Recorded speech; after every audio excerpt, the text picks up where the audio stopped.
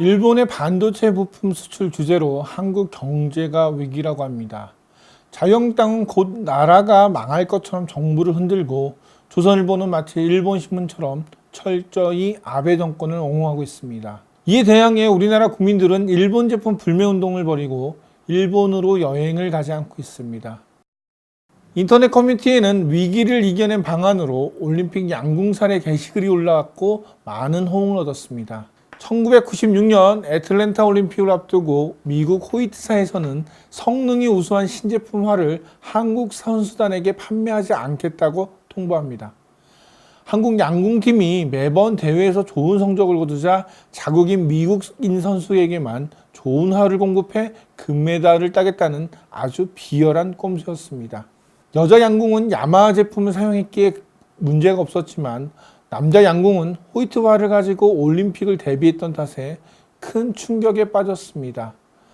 결국 한국 남자 양궁팀은 미국 팀보다 성능이 떨어지는 화를 가지고 대회에 참가했고 그에 미국은 개인전과 단체전에서 금메달을 차지했습니다. 호이트사와 미국의 노골적인 방해에 한국양궁협회는 1997년부터 국내 초등학교와 중학교 대회에서는 외제화를 쓸 수 없다는 대회 규정을 만듭니다. 앞으로도 있을 강대국의 방해 공작을 사전에 막겠다는 의지였습니다. 당시 국내에서 화를 제작하는 업체는 윈앤윈과 삼익스포츠였는데 일부 양궁인들은 품질을 믿을 수 없다며 반대를 하기도 했습니다. 양궁 선수들 대부분이 외제활만 찾느라 매출이 저조했던 국내 회사들은 이를 계기로 급성장을 했고 좋은 품질의 활을 만들기 위해 연구와 투자를 아끼지 않았습니다. 애틀랜타 올림픽 이후 치러지는 2000년 시드니 올림픽에 한국 선수들은 모두 메드 인 코리아가 새겨진 활을 들고 경기에 출전합니다.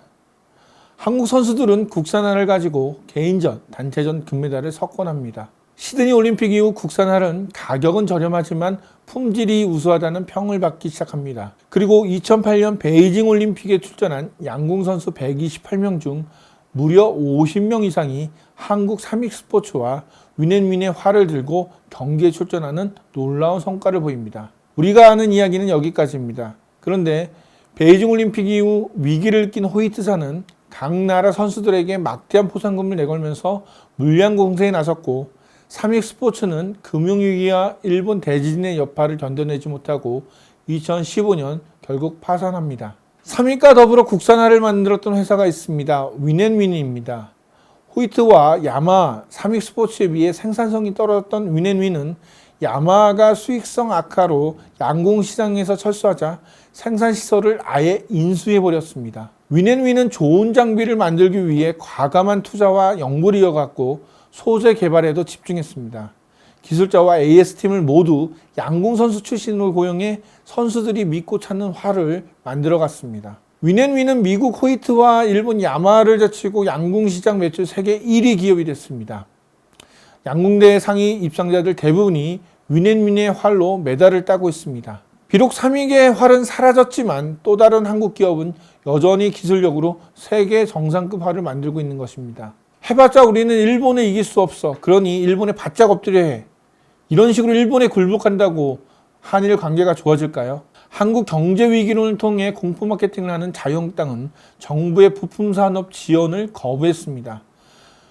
마치 친일 부역자들이 자주 독립을 방해했던 모습과 너무나 비슷합니다. 지금 우리는 무조건 일본에 끌려가기보다는 자국 기업이 외세에 흔들리지 않도록 정부는 지원하고 대기업과 중소기업은 정당한 협력 관계를 이어가야 합니다.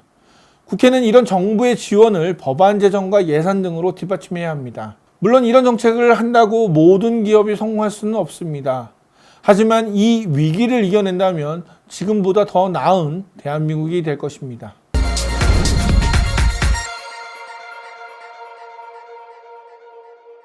좋아요와 구독하기 부탁드리겠습니다.